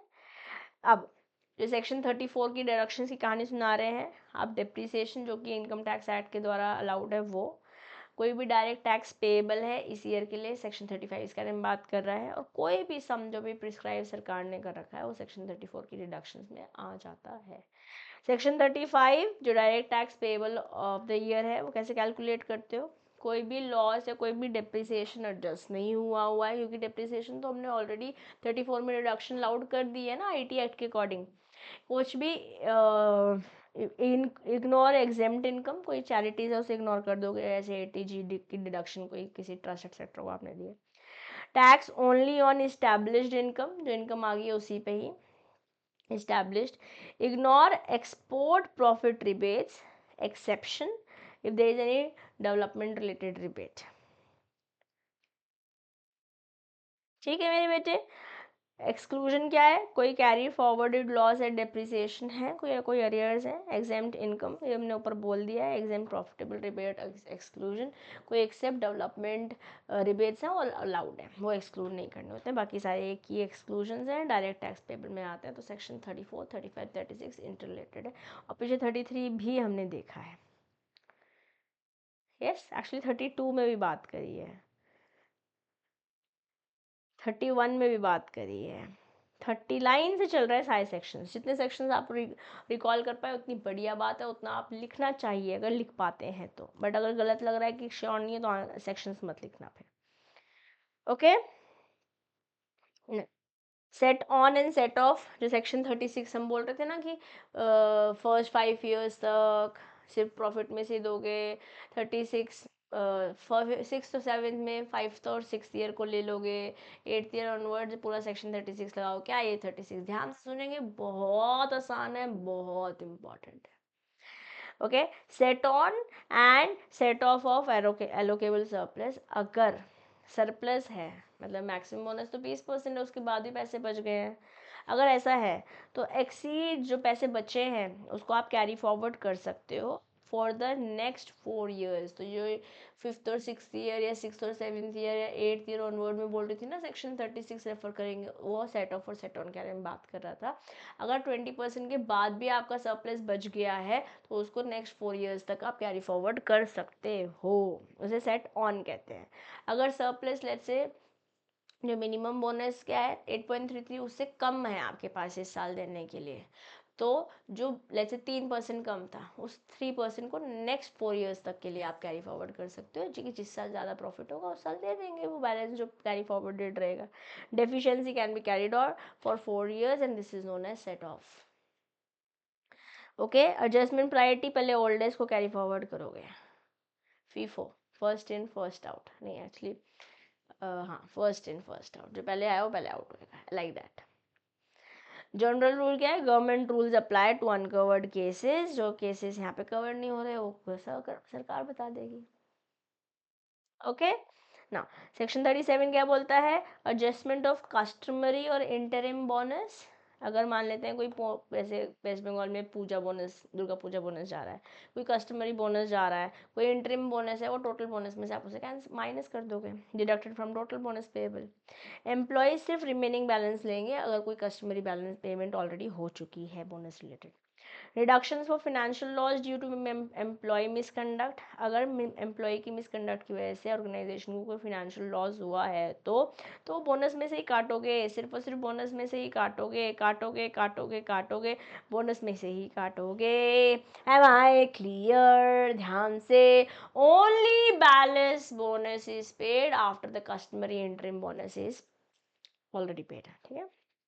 टाइम लिमिट क्या होता है बोनस पेमेंट का, जब अकाउंटिंग ईयर खत्म हो, जैसे 31 मार्च को ख़त्म हुआ, तो उसके 8 महीने के अंदर अंदर पेमेंट हो जानी चाहिए। 8 महीने क्या होंगे, I think it comes in October, चलो काउंट करते हैं, अप्रैल मई जून जुलाई अगस्त सितंबर अक्टूबर नवंबर, 9 नवंबर हो गया, ठीक है। एक्सटेंशन अलाउड है, पॉसिबल है up to 2 years, but government का अप्रूवल चाहिए होगा।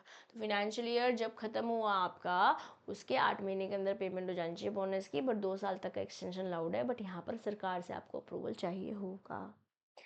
अगर डिस्प्यूट आता है, कोई इसी तरीके का लोग लड़ाई करते हैं, कुछ डिस्प्यूट रहती है, तो बोनस जो है with in 1 month of the enforceability settlement रहेगा। अगर सरकार की तरफ से कोई ऑर्डर है इन्फोर्सिबिलिटी या सेटलमेंट रिवॉर्ड कुछ आया है, तो उस जिस दिन से आया उसको 1 महीने के अंदर सेटल करना होगा। बट ये बात ध्यान रखेंगे, कोई भी डिस्प्यूट आ रहा है तो मिनिमम जो 8.33% है वो तो फिर भी आपको 8 महीने के अंदर अंदर 8 मंथ्स के अंदर अंदर पे करना ही होगा, ठीक है। कल हो सकता है आप फ्यूचर एंटरप्रेन्योर्स बनो तो आपको ये सब कुछ काम वैसे भी आने वाला है। Even if you are not entrepreneurs, you are working for somebody else as CMAs, even then आपको इम्प्लीमेंट करनी होगी ना अपनी नॉलेज। नाउ सेक्शन 40 क्या बोलता है, applicability to public sector and establishment. Public sectors जो प्राइवेट सेक्टर से compete कर रहे हैं और उनका मुनाफा प्राइवेट सेक्टर से ज़्यादा हो रहा है, 20% of income from competition. Public sector competing with private sector is if they are having more than or equal to 20% of the income from competition, तो उन पे फिर बोनस रूल्स अप्लाई करेंगे। बट अगर प्राइवेट से कंपेयर कर रहे हैं और 20% से ज़्यादा का मुनाफा नहीं हो रहा है उनसे ज़्यादा का प्राइवेट वालों से, तो यहाँ पर ये बोनस रूल्स अप्लाई ही नहीं करते हैं पब्लिक सेक्टर एंटरप्राइजेस में। ओके अब कौन कौन सी एस्टैब्लिशमेंट एग्जेम्प्टेड है फ्रॉम दिस एंटायर बोनस का तामझाम, LIC में नहीं है, सीमेंट मर्चेंट शिपिंग एक्ट में नहीं, जो लोग हैं उनको अलाउड, मतलब उन पे बोनस अप्लाई नहीं होता, रजिस्टर्ड डॉक वारंट्स पे अप्लाई नहीं करता, government and local authority establishments पे अलाउड नहीं करता, इंडिया रेड क्रॉस सोसाइटी या सिमिलर इंस्टीट्यूशंस पे नहीं होता है, यूनिवर्सिटीज़ एजुकेशनल इंस्टीट्यूशंस पे नहीं होता है, कोई नॉन प्रॉफिट इंस्टीट्यूशन है उस पर भी नहीं होता है, RBI and specified public financial institution है उस पर नहीं होता है, inland water transport operation internationally है नहीं होगा, या कोई भी इस्टेब्लिशमेंट जो सरकार ने एग्जेम्प्ट कर रखी है उन पर भी नहीं होगा। कोई भी इस्टेब्लिशमेंट जहाँ पे 20 या 20 से ज़्यादा लोग हैं वहाँ पे bonus rules in general apply होंगे unless specifically exempted from the industries that we have said, और if it is a public sector enterprise जहाँ पे 20% से ज़्यादा का या इक्वल का मुनाफा नहीं हो रहा जो कंपेयर कर रहे हैं प्रॉफिट से प्राइवेट के साथ। I hope it is all clear, simple है, 2-3 बारी पढ़ने से, एक्चुअली एक बारी पढ़ने से रिवाइज करने से बहुत अच्छे से याद होगा, कुछ कुछ टॉपिक होगा जो 1-2 बार पढ़ने पड़ेंगे, बहुत आसान चैप्टर है, ठीक है। बोनस का कंपटीशन कैसे करते हो, ग्रॉस प्रॉफिट पहले देखते हो, बैंकिंग के लिए 60% है, बाकी सबके लिए 67% है। अब अवेलेबल सरप्लस कैसे करोगे, सब जो ग्रॉस प्रॉफिट है उसमें से माइनस करोगे डिडक्शन सेक्शन 34 की, ऐड करोगे जो भी पिछले साल का इस साल का टैक्स के बाद डिफरेंस आ रहा होगा। इंटरिम कस्टम जो टोटल होगा उसमें से माइनस कर लोगे। सेट ऑन सेक्शन 36 के बारे में बात करते हैं। नेक्स्ट 4 ईयर्स तक कैरी फॉरवर्ड कर सकते हो, अगर मैक्सिमम से ज़्यादा का है और मिनिमम से कम का है तो भी उसे नेक्स्ट 4 ईयर्स तक कैरी फॉरवर्ड कर सकते हो। जो 20% ज़्यादा का होगा उसे सेट ऑन बोलेंगे, जो 8.33% से कम का होगा उसे सेट ऑफ बोलेंगे। यस, टाइम लिमिट क्या है, 8 महीने में हो जाना चाहिए। 2 साल का एक्सटेंशन अलाउड है, बट सरकार से अप्रूवल चाहिए। और कभी भी डिस्प्यूट आता है तो जिस दिन सेटलमेंट ऑर्डर है उसका 1 महीने के अंदर पेमेंट होनी चाहिए, बट जो मिनिमम 8.33% है वो 8 महीने में फिर भी हो जाना चाहिए। जो इस्टेब्लिशमेंट एग्जेम्प्टेड है वो मैंने पूरी आपको पढ़ के बताई है, 1-2 बार पढ़ने से वो भी हो जाएगा। Now let's talk about the advisory board. Advisory board अपने आप में बहुत इंपॉर्टेंट है। एडवाइजरी बोर्ड यहाँ पे भी इम्पॉर्टेंट है। ऑडिट पढ़ रहे हैं जो पेपर नंबर 10 भी पढ़ रहे हैं वहाँ पे भी इम्पॉर्टेंट है। Advisory board in general constitution state वाली भी है, सेंटर वाली भी है। सेंट्रल पे सेंट्रल एडवाइजरी बोर्ड है, स्टेट पे स्टेट एडवाइजरी बोर्ड है। सेंट्रल एडवाइजरी बोर्ड में जो मेंबर्स हैं इलेक्टेड एम्प्लॉयज़ जो एम्प्लॉयज़ को रिप्रेजेंट कर रहे हैं, एक वो बंदा है।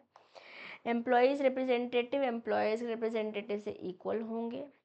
इंडिपेंडेंट पर्सन हो सकते हैं, बट ये total 1/3 of the total member से ज़्यादा का नहीं हो सकते जो इंडिपेंडेंट पर्सन आ रहे हैं। और 5 रिप्रेजेंटेटिव स्टेट गवर्नमेंट से आएंगे। ठीक है, स्पेशल प्रोविजन क्या है, 1/3 वुमेन होनी पड़ेगी और चेयरपर्सन जो है वो इंडिपेंडेंट पर्सन है ना, इनमें से कोई एक बंदा चेयरपर्सन हो। ठीक है, अगर हमारे को सेंटर वाला याद हो गया तो स्टेट वाला बिल्कुल डिफिकल्ट नहीं है। तो क्या बोला हमने, एम्प्लॉय के रिप्रेजेंटेटिव होंगे, एम्प्लॉय के रिप्रेजेंटेटिव इक्वल होंगे, 1/3 इंडिपेंडेंट रहेंगे और इस इंडिपेंडेंट में से कोई एक जना चेयरमैन बनेगा। 5 मेंबर जो है वो स्टेट के रिप्रेजेंटेटिव होंगे। 1/3 जो स्पेशल प्रोविजन 1/3 जो है टोटल में वो वुमेन होनी पड़ेगी।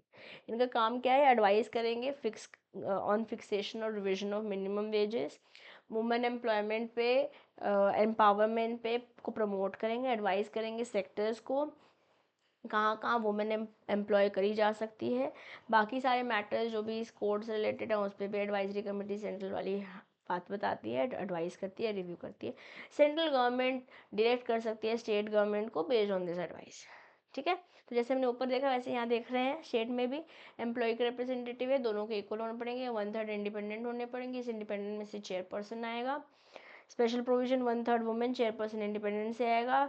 Board can form committees and सब कमिटीज, ये एक नया पॉइंट हमने स्टेट वाले में देखा है। इनका काम भी सेम है, मिनिमम चेक करेंगे, एम्प्लॉयमेंट बताएंगे कहाँ पे वुमेन एम्प्लॉयमेंट करी जा सकती है उसके बारे में बताएंगे, और जो भी स्टेट गवर्नमेंट को सेंट्रल गवर्नमेंट से रेफरेंस मिला उन सब पे काम करेंगे। बहुत सिंपल टॉपिक और इम्पॉर्टेंट भी है। ठीक है, now let's talk about special considerations for women employment. जब बोर्ड एडवाइस कर रहा है वुमेन एम्पावरमेंट से रिलेटेड, वुमेन एम्प्लॉयमेंट से रिलेटेड, कितने नंबर ऑफ वुमेन एम्प्लॉय होने चाहिए, उनका काम क्या होगा, उनका आवर्स क्या हो गया है, सूटेबिलिटी क्या रहेगी, फुल टाइम के लिए चाहिए कि पार्ट टाइम के लिए चाहिए, बाकी सारे रेलेवेंट फैक्टर्स ये कमेटी ही इस बारे में बातचीत कर रही है। इम्प्लीमेंट, स्टेट गवर्नमेंट कंसिडर करती है बोर्ड की एडवाइस, इनवाइट करती है पब्लिक के सजेशंस को कि आओ अपनी बात बताओ, और इशू कर देती है डायरेक्शन जैसे कि नेसेसरी होते हैं। ओके, अब कुछ और बात, बोर्ड और committee shall regulate their own procedures जैसे कि प्रिस्क्राइब कर रखी है। Term of office for boards and members will be prescribe by rules, इसमें याद करने वाली कोई बात है नहीं। Now let's talk about the payment of dues to employees, जैसे मैंने मेंशन कर रखा है, स्टडी मैट में पूछ रखा है topic. Payment of dues to the employees, employer को सारे ड्यूज एम्प्लॉयज़ को अंडर द कोड, चाहे वो बोनस है, चाहे मिनिमम रेवेंडेशन है, चाहे मिनिमम वेजेस है, चाहे पेमेंट ऑफ वेजेस है, जो भी है, अगर आप कंपनी है, फर्म है, एसोसिएशन है, पर्सन ओनिंग द एस्टैब्लिशमेंट है, तो आप एम्प्लॉयर हो और आपको करनी है पेमेंट, है ना, टाइम से होनी चाहिए। बट अगर नहीं करी, लेट्स से एम्प्लॉयर फेल हो जाता है, then consequences shall apply. Okay, firm as a meaning जैसे कि इंडियन पार्टनरशिप एक्ट में फर्म बोल रहा है ना, यहाँ पे हमने जो फर्म बोल रहा है, फर्म बोल रहे हैं इंडियन पार्टनरशिप वाली। ठीक है, now claims and procedure, authority appointed by the government, there has to be at least more than or equal to the gazetted officer rank to hear and decide claim. Compensation 10, मतलब जो भी amount है claim का उसका 10 times up to 10x the claim amount based on the circumstances. Timeline 3 महीने के अंदर अंदर कोशिश रहती है जो ये अथॉरिटी के पास गया है dispute in relation to code of wages.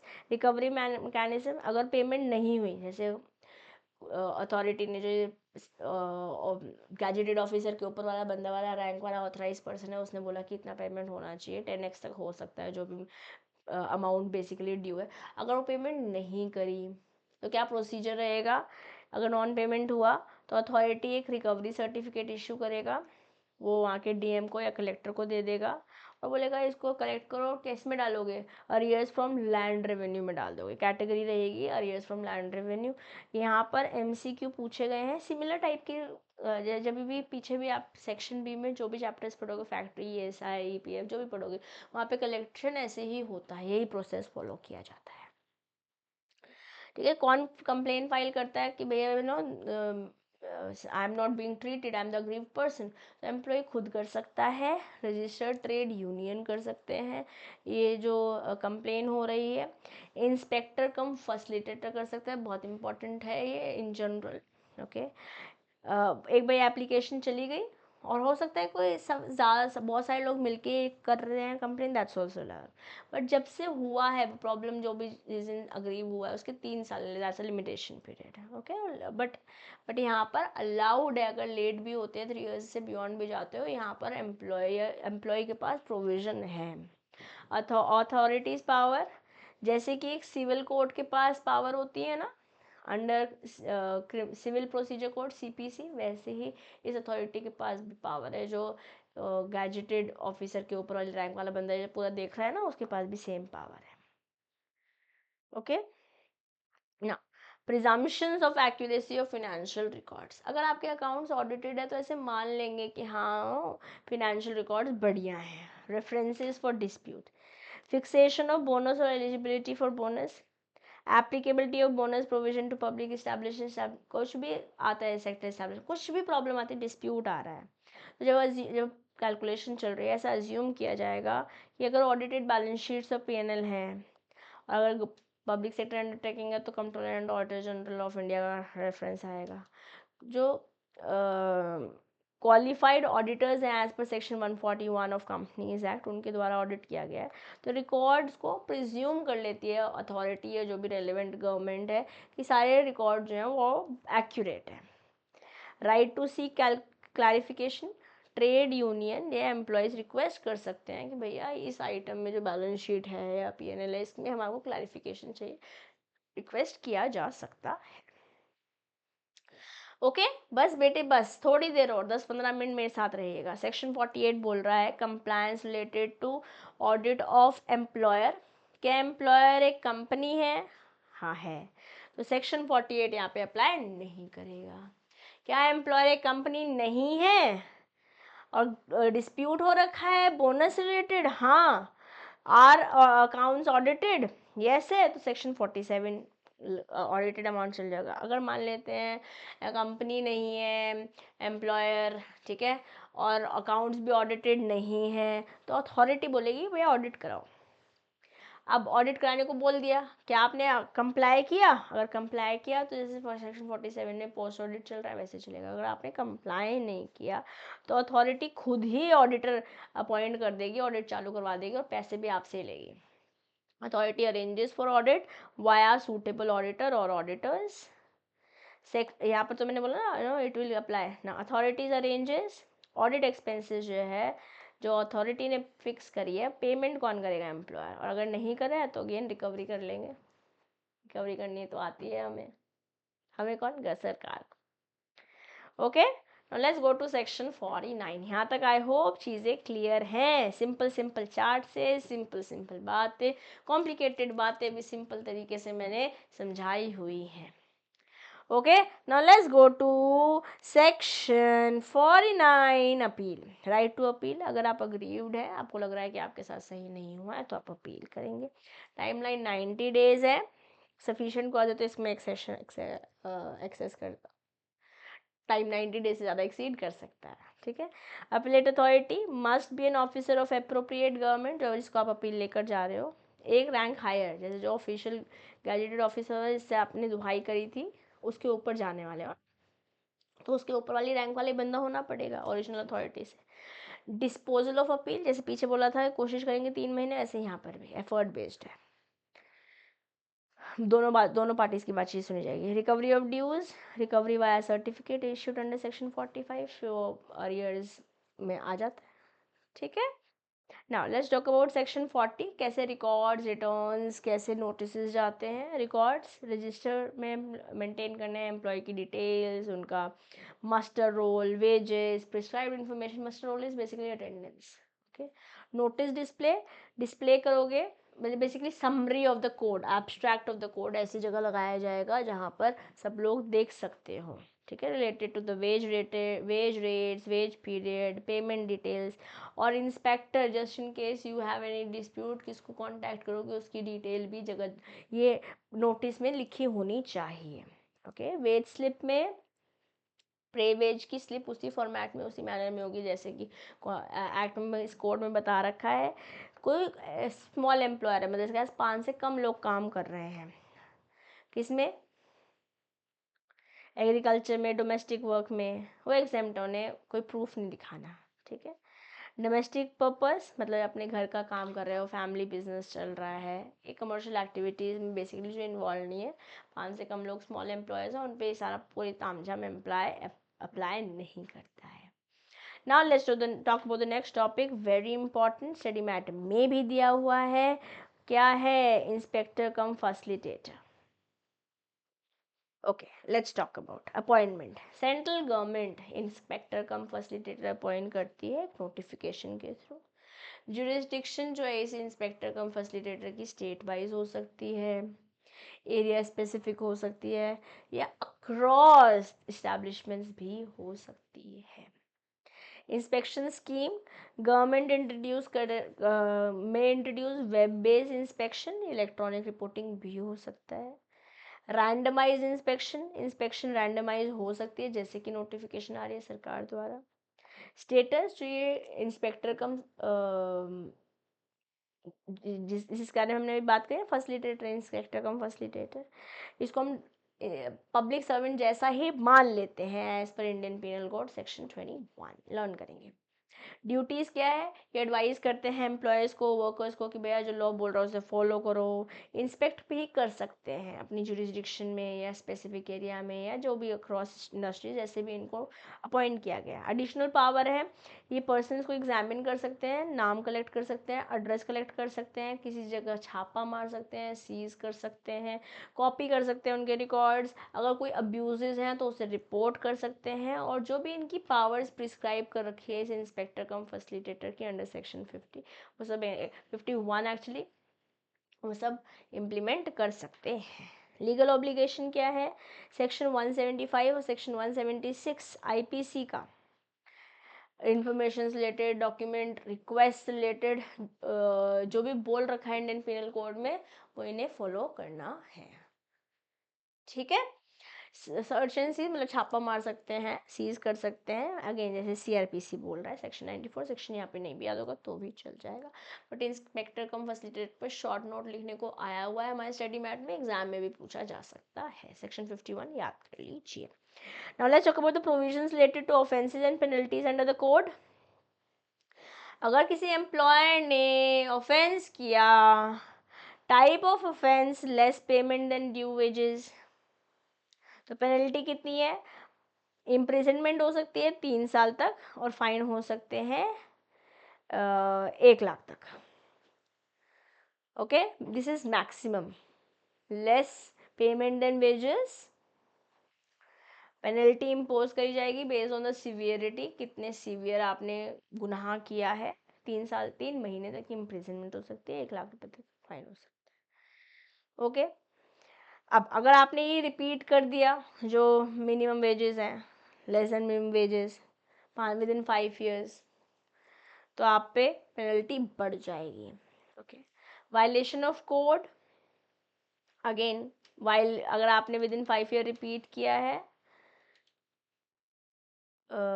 Important है ये 1 मार्क्स के लिए, ठीक है जी, इंपॉर्टेंट है 1 मार्क्स के, 1 मार्क्स के तो क्वेश्चन खराब आते नहीं है, ये इंपॉर्टेंट टॉपिक है, इन जनरल दोनों भी लग सकते हैं, ठीक है। पेनल्टी इम्पोज करी जा सकती है, 40,000 रुपये का फाइन लगाया जा सकता है, दोनों भी लगाए जा सकते हैं।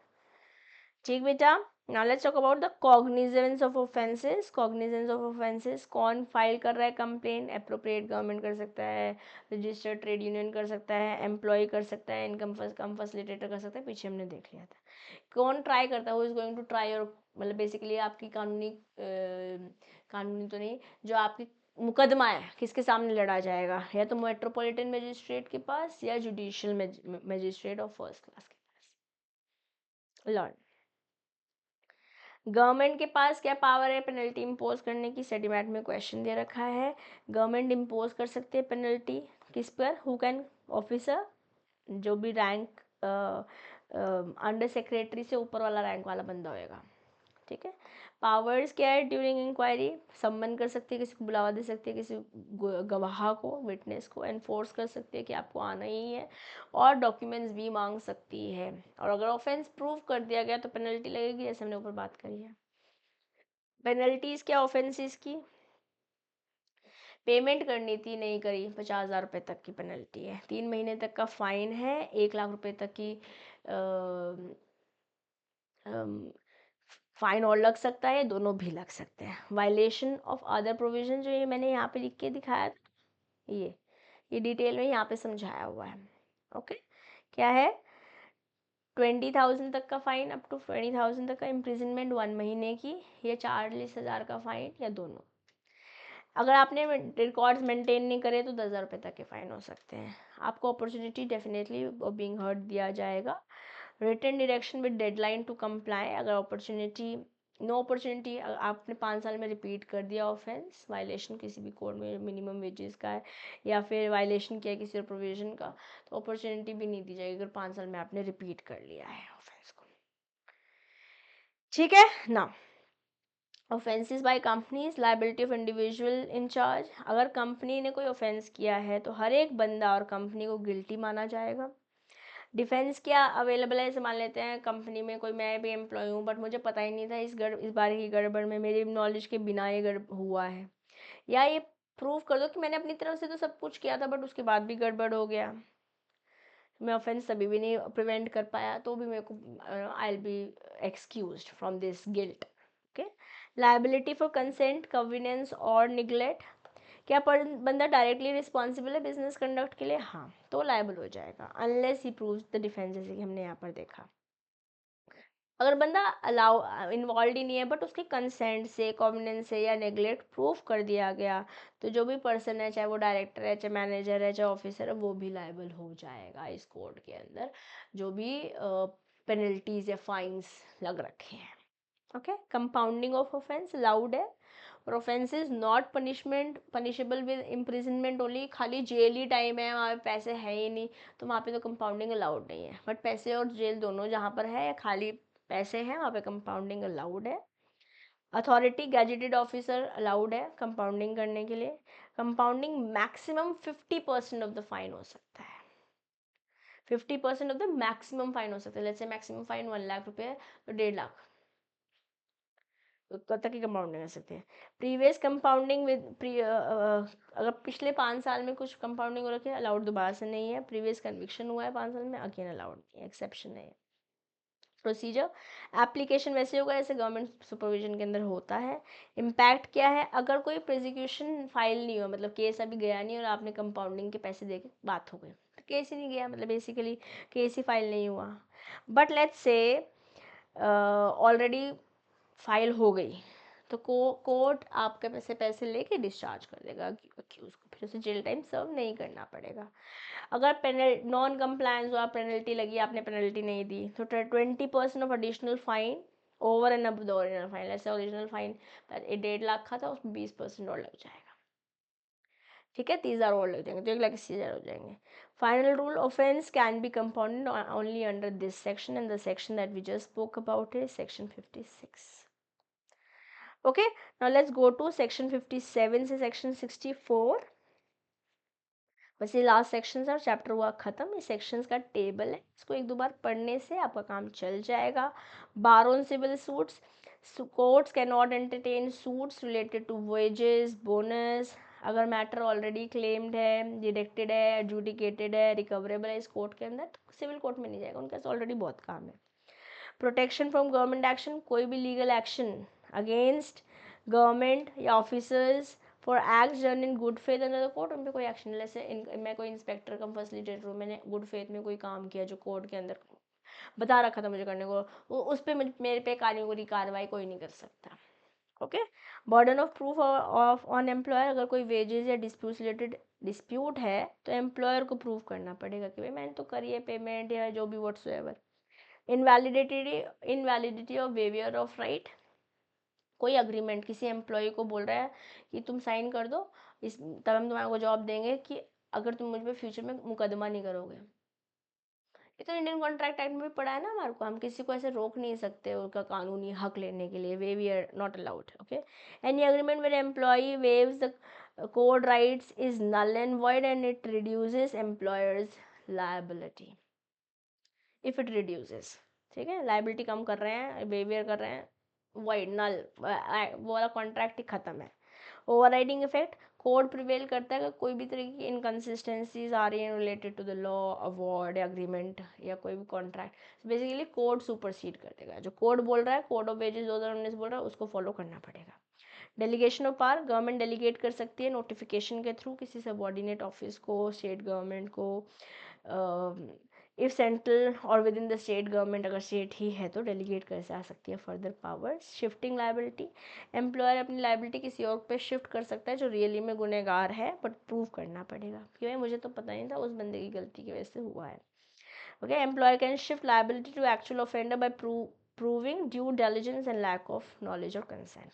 Protection of deposits, employers deposit with government are protected from court attachment except for employee claim related to that contract। मतलब ऐसे कोई पैसे जमा करा रखे हैं एम्प्लॉयर ने गवर्नमेंट के पास, ठीक है, और गवर्नमेंट से कोर्ट से कोई ऑर्डर आया कि भैया इनकी प्रॉपर्टी पकड़ लो क्योंकि ये इंसॉल्वेंट हो गए हैं, इनकी प्रॉपर्टी से हमें लोग की पेमेंट करनी है, व्हाट्सएवर इज द रीज़न, तो ये पैसे हाथ नहीं लगाए जाएंगे, एक्सेप्ट उसी बंदे को देने हैं, एम्प्लॉय को ही देने हैं और उसी के पैसे इकट्ठा होंगे तो फिर वो दे सकते हैं। ठीक है। सो ऐसे सेक्शन 57 से लेकर 64 बोलता है, एक दो बार पढ़ने से ज़्यादा नहीं, 10-15 मिनट लगाओगे सेक्शंस हो जाएंगे, इतने डिफिकल्ट नहीं है और बहुत ज़्यादा समय हमें लगाना भी नहीं है। जो इंपॉर्टेंट टॉपिक्स हैं उन पर ज़्यादा समय लगाएंगे।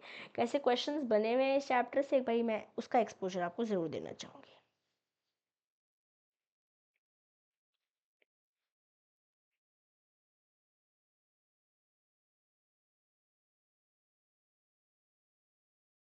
ये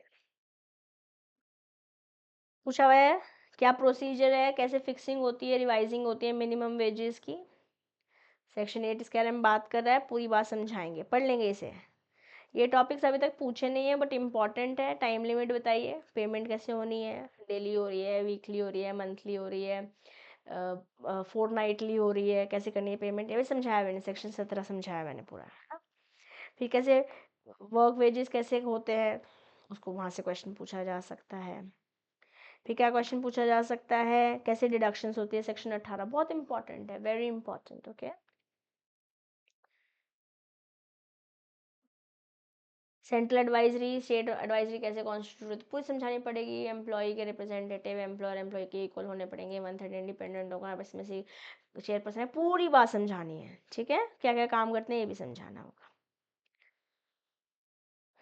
Now, क्या एम्प्लॉयर की रिस्पॉन्सिबिलिटी है for payment of various dues under the code, पूरा समझाओगे, पहले क्या था अब क्या है, क्या पेमेंट करनी है, all of it has to be done. Okay. Does the code provide an appointment of inspector cum facilitator, section 51 समझाइए, पूरा अच्छे से समझाइएगा। ठीक है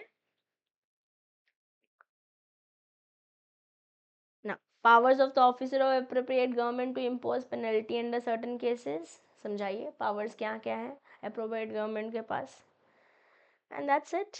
ठीक है, ये टॉपिक्स इंपॉर्टेंट है, इसको करेंगे। छोटा सा टॉपिक है, क्वेश्चन बैंक आप लोग के पास होगा अगर आप मेरे पास एनरोल स्टूडेंट है, है ना। बाकी आप स्कैनर रेफर कीजिए अगर आप एनरोल नहीं थे और अभी मेरे साथ फास्ट ट्रैक में है, तो नोट्स तो ले ही सकते हैं वेबसाइट पे। ये वाले नोट्स तो आप सारे चैप्टर्स के मैंने डाल रखे हैं, आप इनको तो ले ही सकते हैं। अपार्ट फ्रॉम दिस कोई क्वेश्चन कोई डाउट आता है मेरे से कमेंट बॉक्स में पूछिए। Talk to me on law by CM ma'am Disha Dua Telegram group, okay. और दैट्स इट। नेक्स्ट सेशन में मिलेंगे, फैक्ट्रीज एक्ट और पेमेंट ऑफ ग्रेचुइटी साथ करेंगे, थोड़ा लंबा सेशन करेंगे but will finish it off. ऐसे ही फिर हम ईएसआई और ईपीएफ के लिए मिलेंगे और अगेन सेशन थोड़ा सा लंबा होगा, 2 एक्ट्स हम साथ में कर रहे हैं, बट देन दोनों दिन नेक्स्ट 2 days एंड 10 मार्क्स पर है। हम 80 एक्चुअली 90 मार्क्स की तैयारी कर चुके हैं। We have already in our fast track batch 90 marks already done हो गए हैं, सिर्फ 10 नंबर और तैयारी करनी है हमारे को और हमारा पूरा सिलेबस हो जाएगा खत्म। ठीक है, चलो अब मैं ले रही हूँ आपसे अलविदा, मिलूंगी नेक्स्ट सेशन में। Till then keep learning, keep growing. This is your friend and teacher CM ma'am Disha Dua, signing off for today. Bye bye.